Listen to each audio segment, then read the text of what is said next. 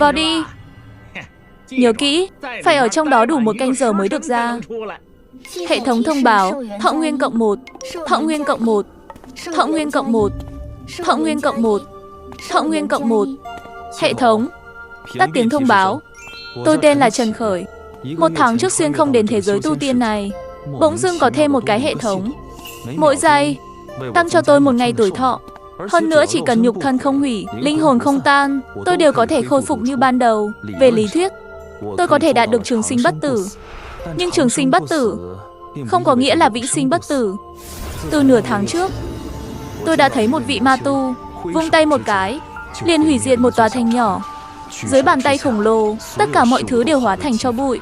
Tôi liền từ bỏ ý định nằm im hưởng thụ. Phải tu hành, phải có đủ thực lực thì mới thật sự tiêu dao thế gian. Sau khi liên tục bị 10 mấy tông môn từ chối vì không có tư chất tu hành, ta cuối cùng cũng tìm được một con đường. Chỉ cần ở trong căn phòng này 1 canh giờ, dùng dương khí xung hỉ cho vị tiểu thư đang bệnh bên trong, thì có thể có được danh ngạch vào Lạc Tiên Tông. Ngươi đến rồi à?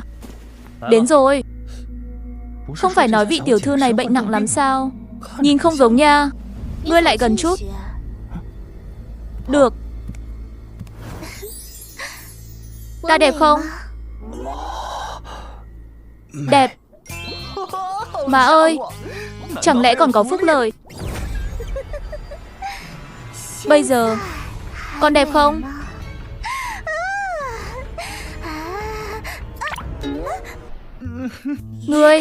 Ngươi dám làm ta bị thương. Xin lỗi. Biết ngay là việc này không dễ xơi mà. Con nhỏ này rõ ràng là yêu quái mà. Giờ chạy còn kịp không?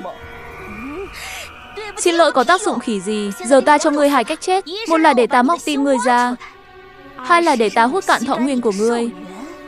Hai, ta chọn 2. Hút thọ nguyên. Còn có chuyện tốt thế này nữa à? Tích cực dữ. Nhanh lên, hút ta đi, tới hút ta đi. Này, ngươi cởi đồ làm gì? Không cần cởi đồ à? Vậy được, tới đi. Đã vậy, vậy thì ta thành toàn cho ngươi.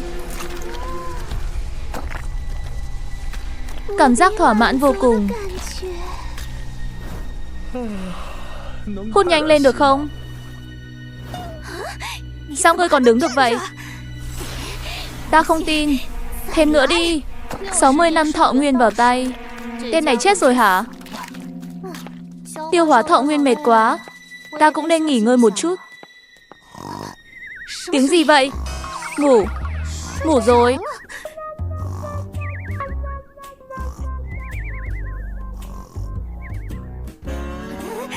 Ngươi dám ngủ trước mặt ta hả? Ngươi khinh ta đấy à? Định cho ngươi chết không đau đớn. Giờ thì ta sẽ cho ngươi sống không bằng chết. Ta muốn nghe tiếng gào thét xé tim xé phổi của ngươi. Thật sảng khoái.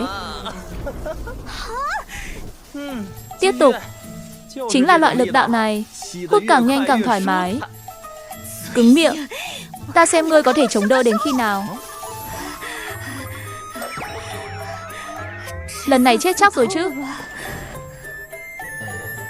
Này, xong việc rồi sao? Ngươi còn sống? Sao có thể? Ngươi đã bị ta hấp thu vạn năm thọ nguyên. Sao còn chưa chết? Đây thật sự chỉ là một phàm nhân sao? Ta không tin. Vẫn chưa chết. Ngươi vậy mà vẫn chưa chết. Ngươi, làm gì? Đã nói chỉ hút thọ nguyên. Ta mổ bụng ngươi ra xem ngươi rốt cuộc có gì đặc biệt. Không được rồi. Chưa từng hấp thu nhiều thọ nguyên đến vậy. Ta quá mệt mỏi rồi. Ta cần bế quan tiêu hóa những thọ nguyên này. Vậy là không được rồi sao? Vậy tiếp theo, đến lượt ta. Ngươi đừng qua đây. Ta cảnh cáo ngươi. Ta sẽ vặn đầu ngươi xuống. Ký cái tên. Chưa đến 1 canh giờ. Là do ngươi bất tài. Ta rời đi trước. Cũng coi như hoàn thành nhiệm vụ lần này. Theo ước định, các ngươi phải cho ta vào Lạc Tiên Tông. Ngươi lại muốn vào Lạc Tiên Tông? Ta thỏa mãn ngươi. Đây là Lạc Hà lệnh để vào Lạc Tiên Tông. Cầm lấy nó là có thể vào Lạc Tiên Tông. Đa tạ. Thân phàm tục lại có chỗ bất phàm. Đúng là một gốc cây hình người mà. Phải nuôi dưỡng thật tốt. Đợi ta xuất quan sau, sẽ đi bắt hắn luyện chế một lò nghịch thiên bảo dược. Không biết bên trong thế nào rồi. Còn có thể thế nào? Hồng Y cô nương sẽ không bỏ qua bất kỳ nam nhân nào đến gần nàng. Không một nam nhân nào có thể đứng mà rời khỏi nơi này. Không chừng tên kia đã chết ngóc rồi. Sao hắn lại ra được? Sao lại thế này? Hai vị, ta hoàn thành nhiệm vụ rồi. Hồng Y cô nương đâu? Hoàn thành. Ngươi hoàn thành cái gì? Ô, nàng nói nàng mệt rồi, đi nghỉ ngơi rồi. Đây là chữ ký của nàng. Thật sự là chữ viết của Hồng Y cô nương. Sao hắn còn có thể đứng mà đi ra được? Chuyện này không hợp lẽ thường.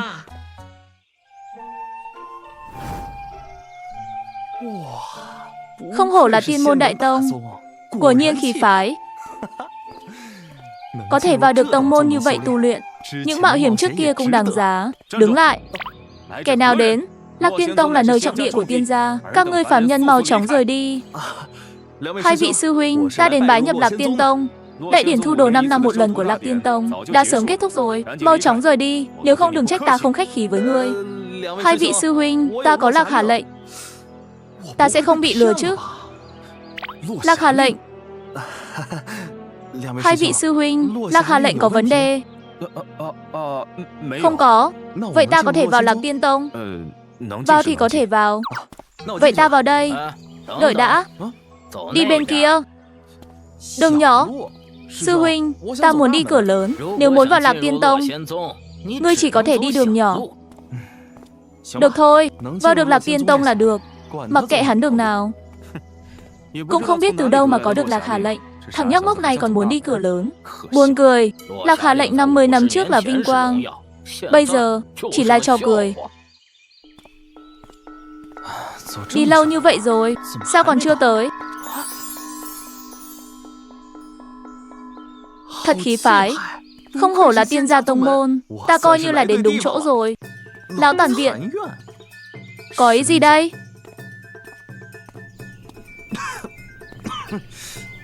Nơi này bao lâu rồi không ai quét dọn. Bên kia có người. Ta là đệ tử mới nhập môn của Lạc Tiên Tông. Xin hỏi một chút, là báo danh ở đây sao? Ăn cơm, quy tắc cũ. Ai ăn chậm người đó rửa bát. 4 vị tiền bối, ta là đệ tử mới nhập môn. Đi, tránh ra một bên. Lão tản viện khi nào thì thu đệ tử vậy? Sao ta không biết? Ta có Lạc Hà lệnh, các ngươi không thể không nhận. Sư phụ, tiếp theo ta phải làm gì? Thật sự là Lạc Hà lệnh, bị lừa không ít. Tiểu tử, vào lão tản viện làm đệ tử. Ngươi là não tàn à? Mau cút đi, đừng ảnh hưởng chúng ta ăn cơm. Cầm miệng, 50 năm rồi nhỉ? Lão tản viện chưa từng thu đệ tử.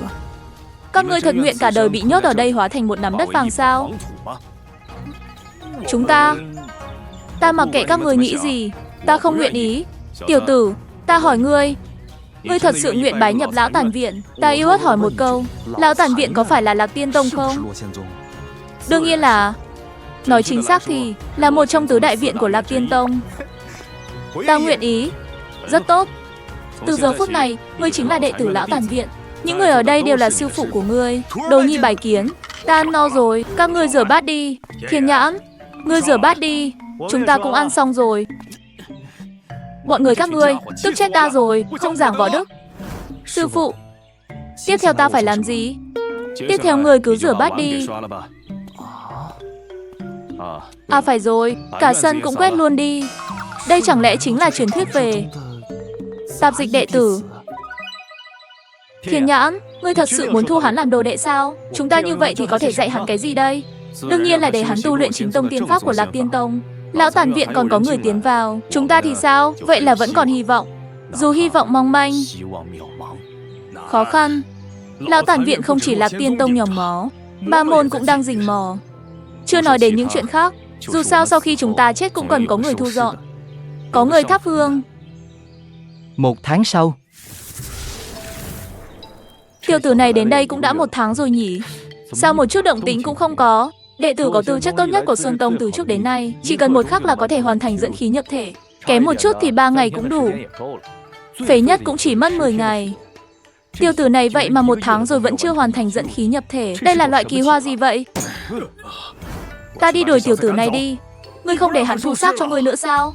Chỉ với bộ dạng này của hắn, trời sinh phế vật không thể tu luyện. Không chừng còn không sống lâu bằng chúng ta đâu. Đây là cái thể loại gì vậy? Tu luyện 1 tháng, vậy mà không có chút tiến bộ nào. Là một người xuyên Việt không nên như vậy chứ. Trần Khởi. Đại sư phụ, sau này đừng gọi sư phụ nữa. Vậy gọi gì? Gọi đại ca đi. Lại đây, đại ca tiễn ngươi ra ngoài. Ta đến xem mấy lão già bất tử ở lão tàn viện chết hết chưa. Là Triệu Thành. Người của chấp pháp đường lại đến gây sự rồi. Đang ăn cơm đấy. Ta nói đám tàn phế các ngươi sống chỉ tổ tốn cơm. Đáng lẽ không nên cấp lương thực cho các người. Triệu Thành, ngươi ăn nói cẩn thận chút. Vai vế của chúng ta ở Lạc Tiên Tông cao hơn người không ít. Cũng coi như là trưởng bối của ngươi. Trưởng bối, các ngươi cũng xứng. Đầu mù, thiếu tay cụt chân, không một ai bình thường. Đám người như các người thuần túy làm mất mặt Lạc Tiên Tông ta. Triệu Thành, nếu ngươi đến để sỉ nhục ta và những người khác, ngươi đạt được mục đích rồi, có thể đi rồi. Lão tử còn chưa chơi đủ đâu. Dựa vào cái gì mà đi? Bây giờ các người xếp hàng chui qua hàng ta. Bằng không hôm nay ta đốt lão tàn viện. Đúng vậy, có bản lĩnh thì chui đi. Triệu Thành, ngươi đừng có càn quấy. Ta càn quấy thì sao? Ai quản được ta? Sao dám nói chuyện với sư phụ ta như vậy? Cái Ngươi là ai? Tự giới thiệu một chút. Ta tên là Trần Khởi, là đệ tử mới nhập môn của lão tàn viện. Đệ tử mới nhập môn? Mấy kẻ tàn phế các ngươi lại dám thu đồ đệ. Thằng nhãi này sao lại lỗ mãng như vậy? Lần này xong rồi. Ngươi nghe cho rõ đây. Dám khinh nhờn sư phụ ta. Tử vi sư phụ ta tính tình tốt. Tính ta nóng nảy, không quen dung túng người đâu. Trần Khởi, đừng nói nữa. Ngươi mau rời khỏi đây đi. Hắn đi không được đâu. Tiểu tử, ngươi quỳ xuống nhận tội cho ta. Ngươi còn dám đánh ta? Ta giết ngươi. Dừng tay. Trần Khởi, tiểu tử vô tri. Ta là thành viên chấp pháp đường. Dám ra tay với ta, chỉ có con đường chết. Triệu Thành, hắn chỉ là một phàm nhân không có tu vi. Ngươi lại xuống tay tàn độc như vậy. Ngươi còn có lương tâm sao? Đều là người tu hành cả. Ngươi nói chuyện lương tâm với ta. Ngươi không thấy nức cười sao? Hôm nay vô duyên vô cớ bị ăn 2 bạt tai. Ta rất khó chịu. 4 lão già các người đều phải bỏ qua hàng ta. Nếu không, chuyện này chưa xong đâu. Sư phụ ta không thể bị sỉ nhục. Lão tàn viện không thể bị sỉ nhục. Cái gì? Hắn chưa chết. Ngươi lại còn sống. Vậy thì ta giết ngươi thêm lần nữa. Ngươi dám? Lần này chắc chắn phải chết. Triệu Thành, ngươi làm quá rồi. Xem chúng ta như không tồn tại sao? Ta không muốn nhịn nữa. Ta muốn giết chết hắn. Các ngươi thu đồ vốn dĩ là cấm kỵ. Ta giết hắn vạn lần tông môn cũng sẽ không trách tội ta. Hiện tại, ta nên cùng đám lão già các ngươi tính sổ rồi.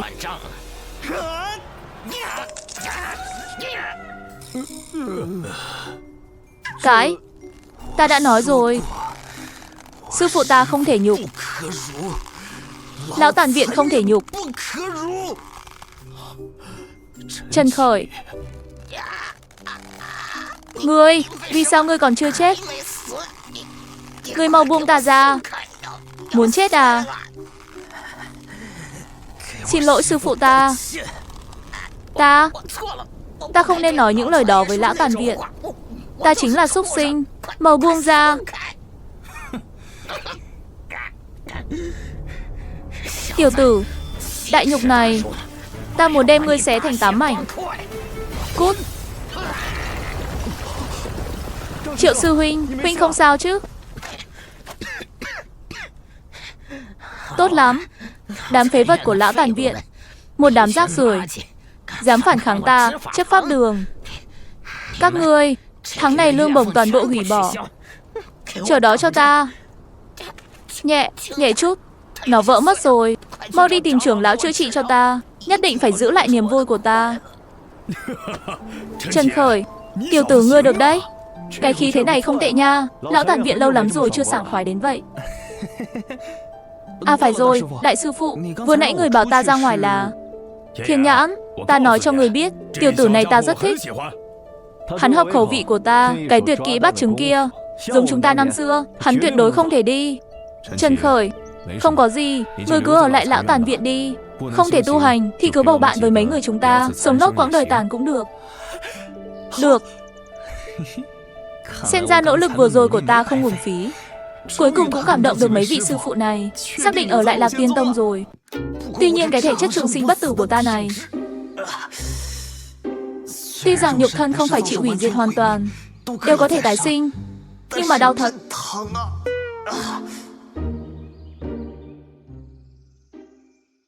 Bắt đầu dùng bữa.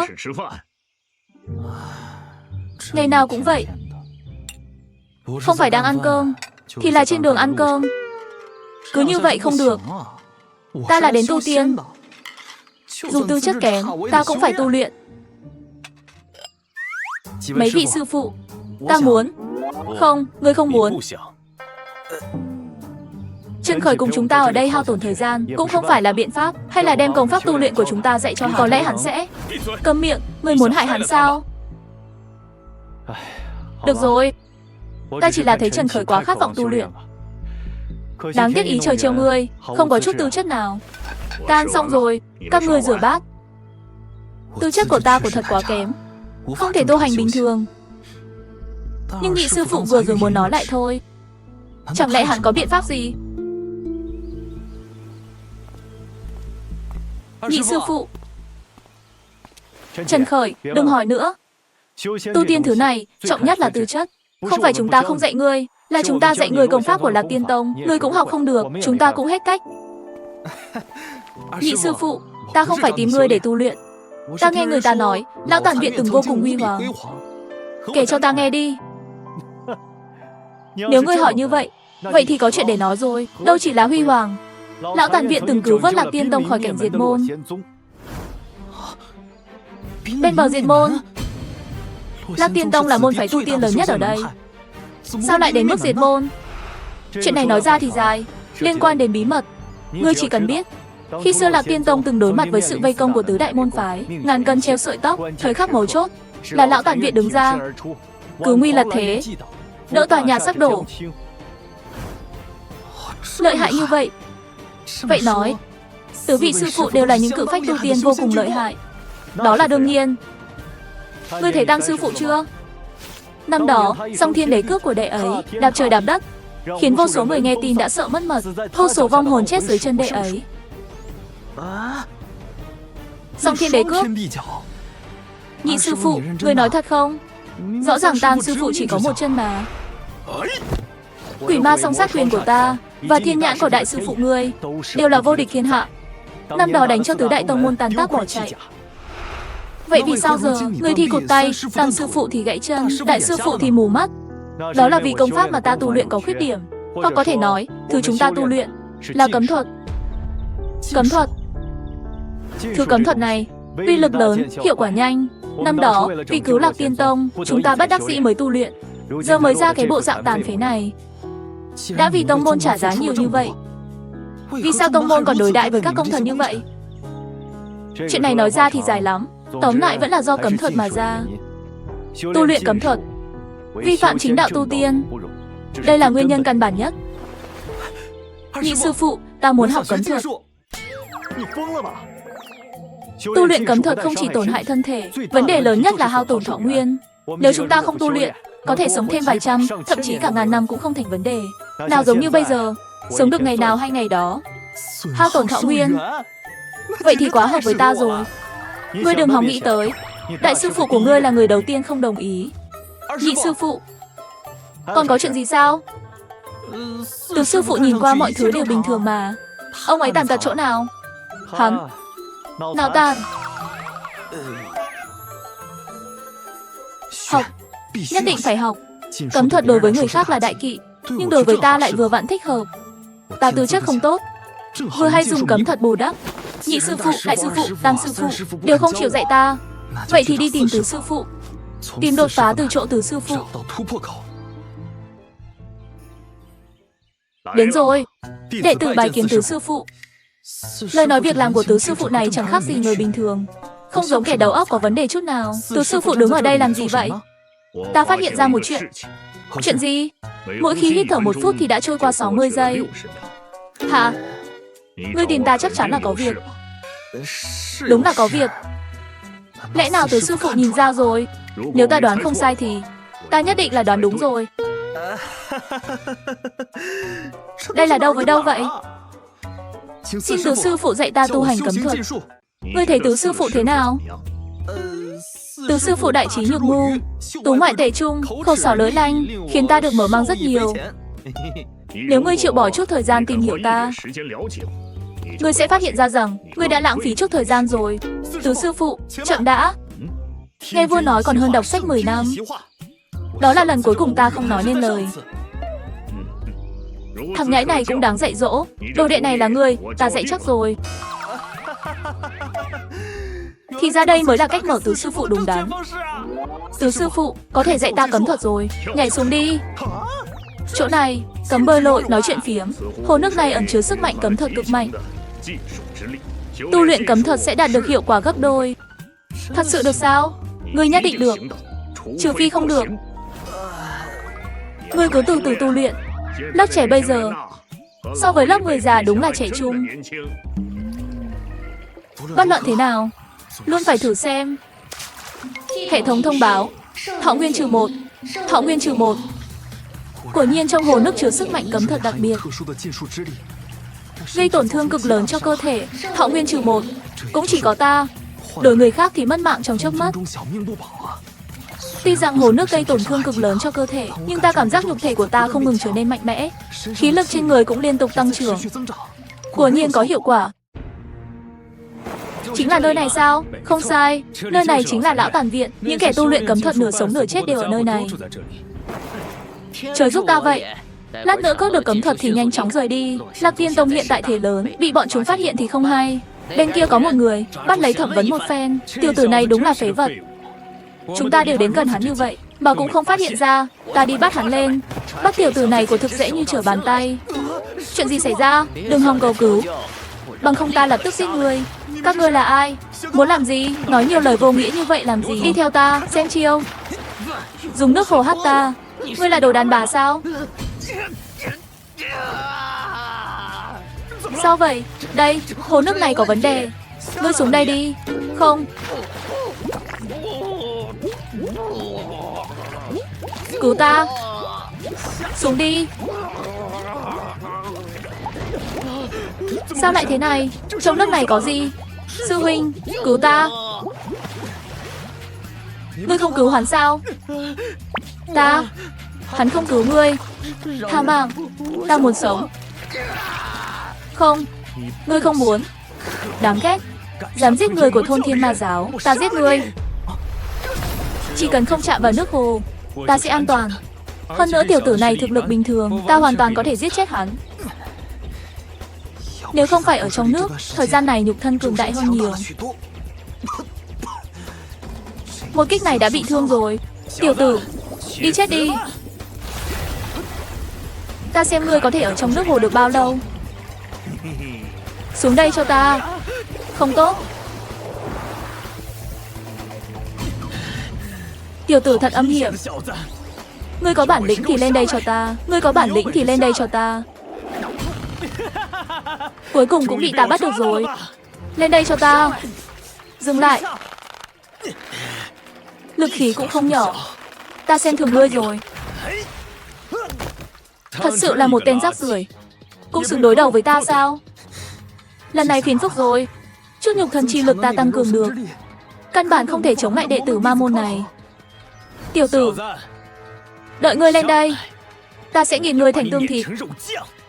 Trước kia ta ngâm mình trong nước hồ, đều khiến nhục thân ta được tăng cường cực lớn. Nếu trực tiếp uống thì sao? Không nghĩ được nhiều như vậy nữa. Uống. Tiểu tử này đang làm gì vậy?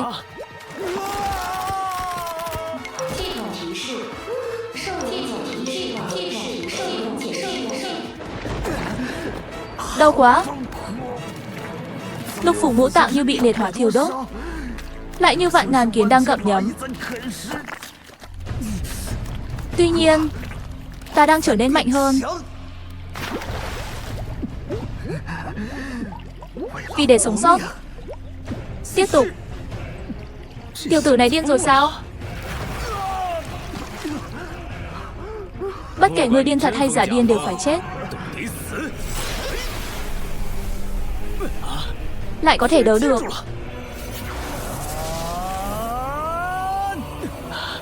Đây là cái gì? Chẳng lẽ đây là kim thân hiển hóa trong luyện thể cực cảnh trong truyền thuyết? Không thể nào, kim thân hiển hóa chỉ có thiên kiêu trong thiên kiêu mới có thể làm được. Một tiểu tử vô danh sao có thể? Chết cho ta!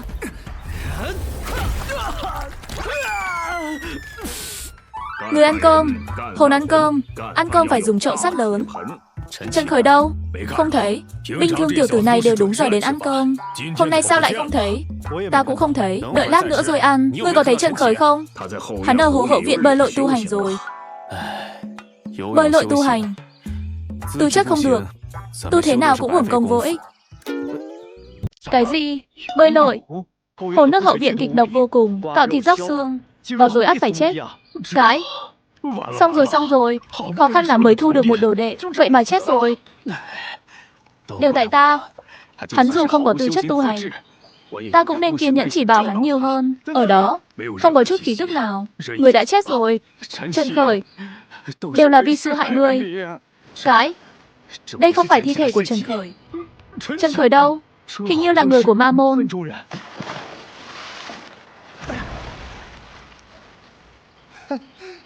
Ba vị sư phụ. Là ta.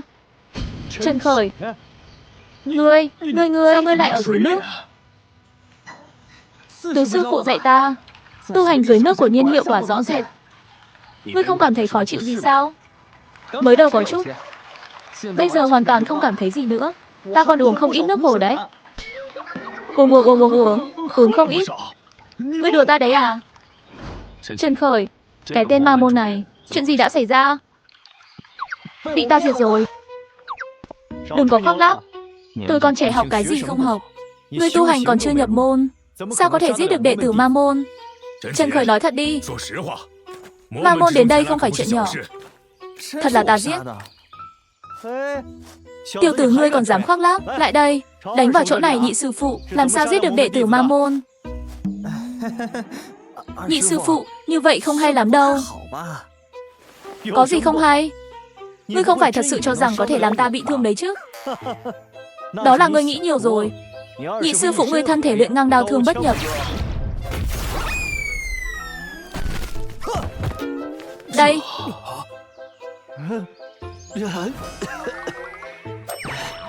Đây là tình huống gì? Tam vị sư phụ. Sự tình chính là như vậy. Tình huống thì sao? Chính là như vậy. Thiên Nhãn, ngươi thấy thế nào? Ngày đó, Trần Khởi bị Triệu Thành mấy lần công kích mà không chết. Ta đã thấy hắn có chỗ đặc biệt. Đây xem ra, Trần Khởi tuy không có tư chất tu hành, nhưng hẳn là thân mang thể chất đặc thù. Bách độc bất xâm, vết thương hồi phục cực nhanh. Chẳng lẽ chính là trong truyền thuyết đan thân thể? Đan thân thể? Ngươi nói thật sao? Không sai, chính là đan thân thể, còn gọi là thần dương chi thể, khiến vô số nữ tu thiên hạ ngưỡng mộ. Đáng tiếc thể chất này không thể tiếp cận nữ nhân, bằng không phá vỡ thần dương chi lực, thần dương chi thể cũng không còn nữa. Sư phụ, đã có thần dương chi thể, có phải là có thể tu hành rồi không? Bọn họ đã hiểu lầm ta là độc thân thể. Độc thân thì độc thân vậy, trong lòng không có nữ nhân, xuất quyền tự nhiên thần. Người đã chấp nhất như vậy, đến cả nước tắm của chúng ta cũng uống. Sau này cho phép ngươi dần dần tu luyện cấm thuật của chúng ta, nhưng không thể nóng vội. Sức phá hoại của cấm thuật còn lớn hơn người tưởng tượng.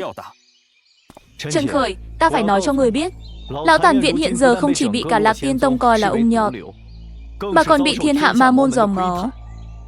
Hôm nay hai ma giáo đồ này ngươi cũng đã thấy. Ma Môn vì sao dòm ngó chúng ta? Ma Môn muốn có được cấm thuật của Lão Tản Viện. Bọn chúng không sợ cục diện tu hành, thương địch 1000 tự tổn 800.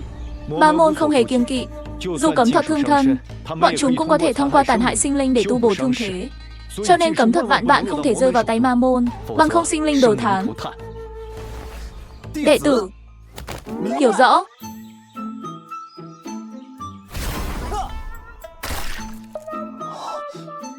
Không hổ là cấm thuật, một chiêu liền đánh nát một ngón tay. May mắn, ta có năng lực hồi phục phi thường. Có thể tưởng tượng được, 4 vị sư phụ năm xưa vì tu luyện cấm thuật đã phải trả giá bao nhiêu. Nhị sư phụ, đây là cái gì vậy? Sao mà thối thế? Là món sầu riêng thối đậu phụ hầm đại tràng của tứ sư phụ làm. Thối quá đi, ta đi đổ bỏ. Đây là thứ người ăn được sao? À đúng rồi, trong âm thủ của ngươi luyện thế nào rồi? Nhị sư phụ, luyện được tiểu thành rồi. Luyện được tiểu thành? Ngươi có mấy cọng rau mà bày đặt uống say bè bét ra thế này? Ngươi có biết trong âm thủ môn cấm thuật này tiểu thành cần bao lâu không? Ngươi mới luyện mấy ngày thôi mà. Ta cảm thấy tu luyện rất thuận lợi. Người trẻ tuổi vẫn là quá trẻ người non dạ. Lại đây, tấn công ta. Tam sư phụ, như vậy không tốt đâu. Ngươi sẽ không cho rằng ngươi có thể giống lần trước đánh bay ta ra ngoài chứ? Ngươi thuần túy là nghĩ nhiều rồi. Lần trước là ta không phòng bị. Xem chiêu. Ta đi, nhanh vậy. Lưu phế vật lão tàn viện. Ta, Triệu Thành quay lại rồi. Đây, cái thứ gì vậy? Thối quá. Thật thối. Là ai làm?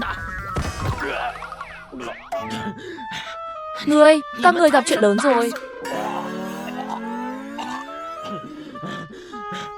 Bạch sư huynh, hôm nay tuyệt đối không thể bỏ qua cho chúng.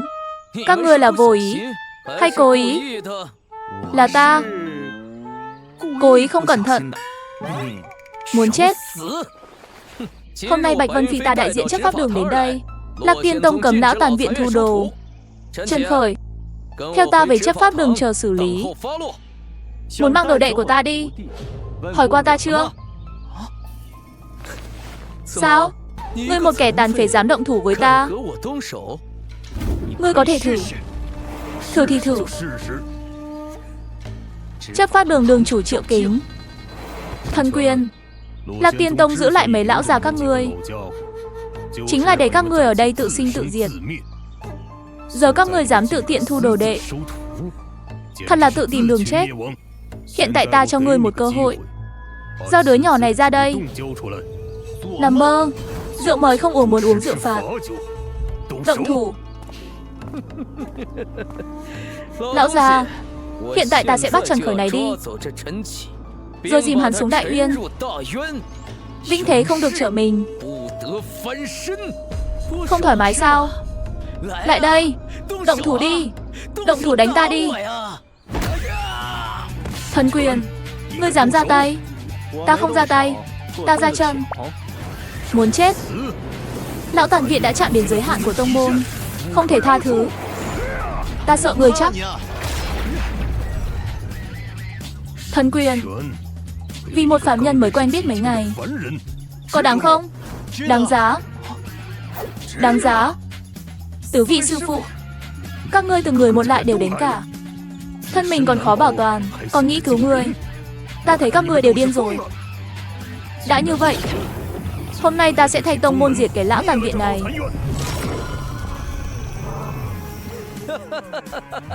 Là chấn đường pháp bảo chân huyền tháp của chấp pháp đường ta. Lão tàn viện hủy dưới chân huyền tháp là vinh hạnh của các ngươi. Mang theo chân huyền tháp bên mình. Triệu Kính tên này có chuẩn bị mà đến. Hắn đang thăm dò chúng ta. Diệt ta lão tàn viện. Ngươi cũng xứng sao? Cái gì? Vỡ. Vỡ rồi. Chân huyền tháp chính là chuẩn thánh khí, lại bị một quyền đánh vỡ. Uy lực một quyền của nhị sư phụ lại lợi hại đến vậy. Không hổ là xưng hào thần quyền. Bắt đầu thần quyền. Thân thể ngươi lại còn có thể thi triển cấm thuật bắt đầu thần quyền này. Triệu Kính, đừng ép ta xuất quyền thứ hai. Bản đường chủ không chịu uy hiếp. Trần Khởi tiểu tử này nhập môn chưa thông qua bất kỳ khảo hạch nào, chỉ là các ngươi tự ý thu đồ, không tính là đệ tử chính thức của Lạc Tiên Tông. Bản đường chủ có quyền đem hắn trục xuất khỏi lão tàn viện. Ngươi dám? Thần Quyền, dọa nạt cũng vô ích. Dù hôm nay ngươi có thể cản ta, ngày khác ta cũng sẽ dẫn chư vị trưởng lão đến đây lần nữa. Bắt đầu thần quyền của ngươi, ta xem ngươi có thể dùng được bao nhiêu lần. Triệu Kính, ngươi rốt cuộc muốn thế nào? Rất đơn giản, các ngươi đã bảo vệ tiểu tử này, vậy thì để hắn cùng Bạch Vân Phi quyết đấu. Quy củ Lạc Tiên Tông ta Chỉ cần chiến thắng đệ tử chấp pháp đường, liền có thể đạt được tư cách đệ tử ngoại môn chính thức của Lạc Tiên Tông. Thật không công bằng. Trần Khởi mới nhập môn mấy ngày. Công bằng. Ta cho các người cơ hội quyết đấu đã là rất công bằng rồi. Đừng không biết tốt xấu. Không thể nào. Như vậy chẳng khác nào bảo Trần Khởi đi chịu chết. Đã như vậy, lão tản viện các ngươi cứ chờ trưởng lão Lạc Tiên Tông tự mình đến san bằng nơi này. Các ngươi mấy lão già này cũng sẽ vì tiểu tử này mà bị liên lụy. Họ nguyên bạo giảm, thậm chí chết. Lão tản viện ta có gì phải sợ một trận chiến. Không tự lượng sức mình. Các ngươi đây là tự động cho tông môn một cái cớ diệt các ngươi. Ta thành toàn cho các ngươi. Chậm đã, ngươi đang nói chuyện với ta. Ta đáp ứng quyết đấu. Trần Khởi, đại sư phụ, sự đã đến nước này, không có biện pháp giải quyết nào tốt hơn rồi. Hơn nữa ta cũng muốn thông qua môn quy, có được thân phận đệ tử đường đường chính chính. Thân phận đệ tử đường đường chính chính. Ngươi đây khác gì tự tìm đường chết. Đường chủ, để ta giết chết tiểu tử này. Trần Khởi, một tiểu tử vô danh, lại dám tổn thương căn cơ của ta, khiến ta không thể cùng các nữ tu khả ái vui đùa. Không thể tha thứ, chết không đáng tiếc. Ta hiện tại kinh nghiệm chiến đấu quá ít, rất khó tránh khỏi công kích của Triệu Thành. Quả nhiên vẫn yếu như mọi khi. Ta bị ngươi làm tổn thương của thực là kỳ sĩ đại nhục. Giết, ta tránh. Tiểu tử, ngươi còn muốn dùng chiêu cũ đó sao? Chắc ân thủ. Các ngươi dám dạy tiểu tử này cấm thuật. Ngươi không phải không thể cùng nữ tù đáng yêu chơi đùa sao?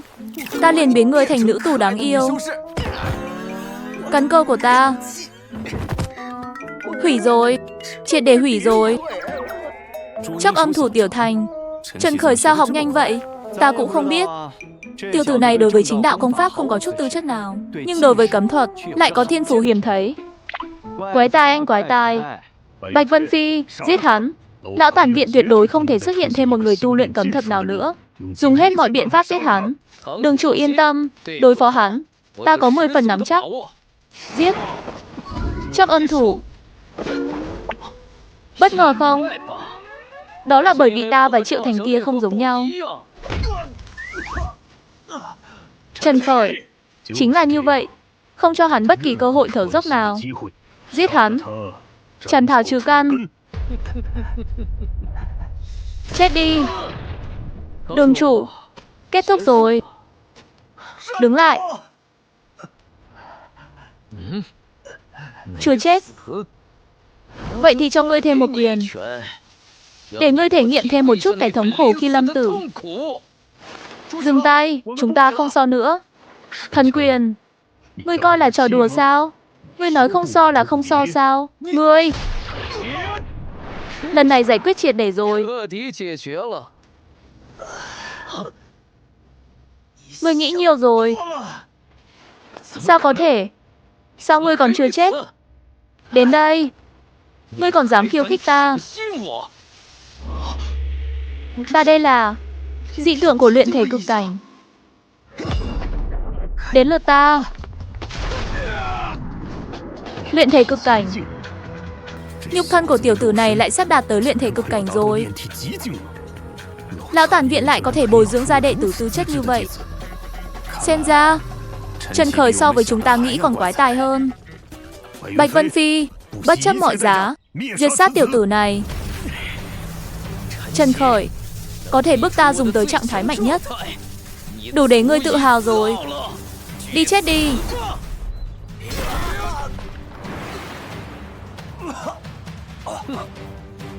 Trần Khởi, ngươi hiện tại trước mặt ta không chịu nổi một kích. Nguyên Dương Thiết Đăng Công của Bạch Vân Phi, khổ luyện 30 năm, không cần bất kỳ nữ sắc nào. Một khi hoàn toàn giải phóng trạng thái mạnh nhất, thực lực tuyệt đối có thể xếp vào Lạc Tiên Tông top 100. Lần này ổn rồi. Nhị sư phụ, phiền ngài giúp ta ra hồ xách một thùng nước lại đây. Xách một thùng nước, ngươi muốn làm gì? Uống. Cái này. Mau đi. Ta và Bạch Vân Phi chênh lệch quá lớn, không có kích thích của nước hồ, căn bản không thể chiến thắng hắn. Được, ta đi ngay. Ngươi của thật ngoan cường. Phải bị ta đánh bao nhiêu lần ngươi mới chịu chết. Nước đến rồi.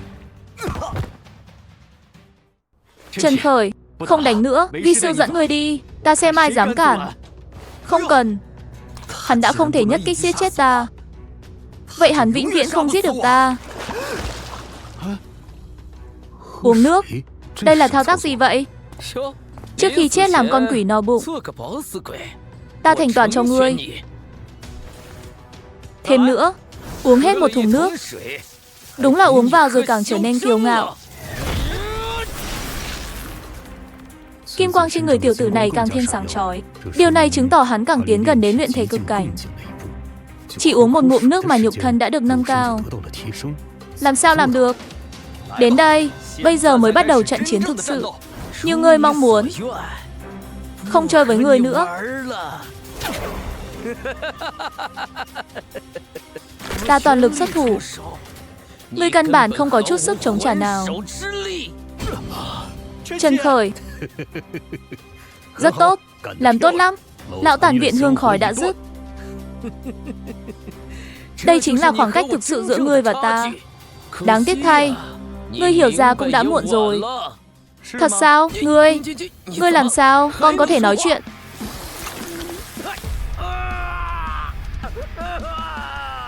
Cái gì? Ta đã nói rồi. Đây mới là chiến đấu thực sự. Tiểu tử này là quái vật gì vậy? Ta xem người rốt cuộc cứng rắn đến đâu. Trần Khởi, cái đồ vương bát đản nhà ngươi.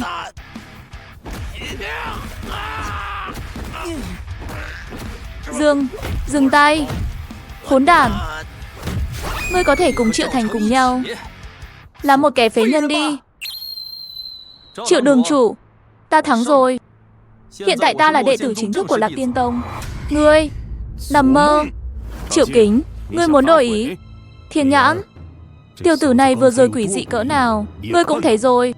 Hiện tại ta nghi ngờ hắn lai lịch bất chính, là gian tế của ma môn. Tiểu tử, đi theo ta về điều tra. Triệu Kính, đừng ép ta phế ngươi.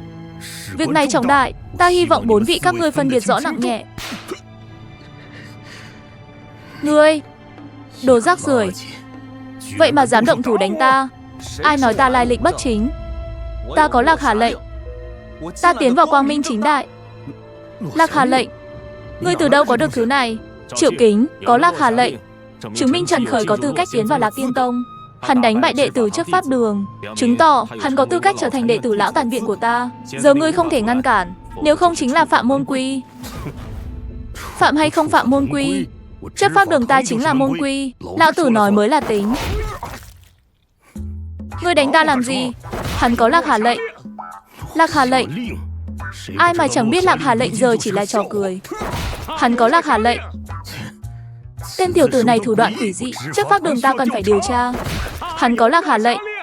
Ngươi có thể nghe ta nói hết câu không? Ta đang nói với ngươi đó. Ta nghi ngờ hắn là ma môn. Hắn có Lạc Hà lệnh. Chúng ta đi. Được. Triệu Kính loại tiểu nhân vô sỉ này vẫn là từ sư phụ ra tay. Đường chủ, tên kia tát người mấy bạt tai. Vậy mà cứ thế đi rồi. Sao có thể nhịn được? Cầm miệng. Các người nhớ kỹ cho ta. Lão tàn viện ai cũng có thể chọc vào, chỉ có hắn là không thể chọc. Vì sao vậy? Hắn ta là một tên thần kinh có vấn đề. Theo môn quy, hắn giết người không phạm pháp. Nhưng mà đường chủ chẳng phải đã nói chấp pháp đường chính là môn quy. Ngươi nói là tính sao? Ngươi có phải ngốc không? Ta bị hắn đánh chết rồi, còn nói cái gì nữa? Nói đi nói lại, tên thần kinh kia nhiều năm như vậy, căn bản chưa từng ra tay. Lần này lại trực tiếp động thủ với ta. Thật là xui xẻo. Tuy nhiên lão tản viện đâu chỉ có mình ta nhắm vào.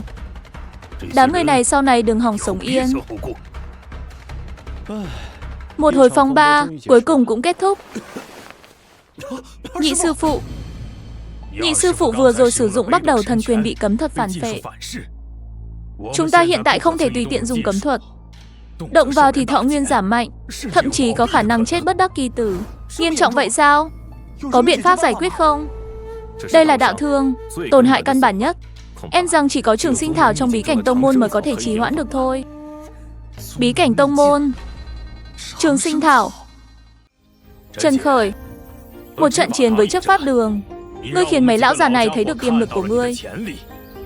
Từ hôm nay trở đi, ta dạy ngươi cấm thuật chân chính. Cấm thuật chân chính? Cái gì mà chóc âm thủ?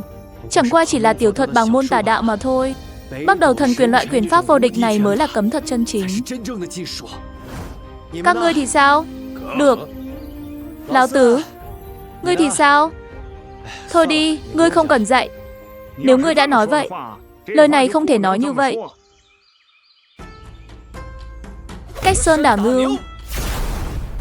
Tiểu tử ngươi của nhiên có thiên phú cực cao với cấm thuật. Người khác luyện chiêu này phần lớn thời gian phải dùng để dưỡng thương. Ngươi lại có thể bỏ qua thương tổn của cấm thuật, có thể liên tục tu luyện. Quái tai. Ăn cơm thôi. Sao chỉ có một món vậy? Tông môn Bao Kinh đã lâu không có đưa vật tư cho lão tàn viện của ta rồi.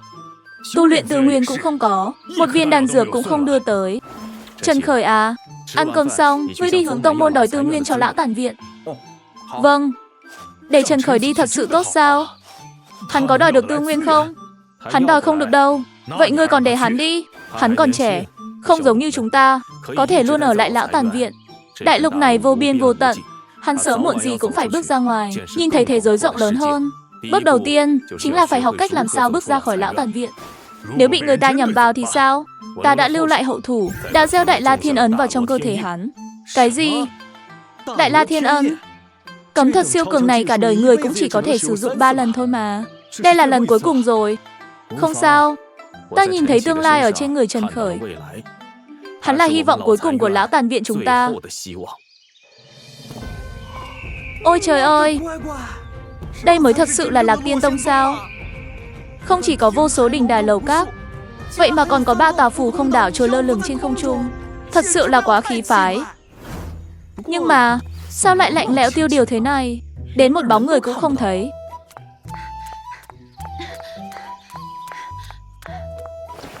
Vị sư muội này, ta có chuyện muốn thỉnh giáo. Sư muội, ta muốn hỏi một chút. Ta không biết cái gì đâu. Sao kỳ quái vậy? Sư muội, đợi đã. Ta còn chưa nói ta muốn hỏi cái gì, muội đã không biết rồi. Tạm biệt. Này, nói chuyện với người thật là quá đáng sợ. Sư muội, chạy nhanh như vậy làm gì?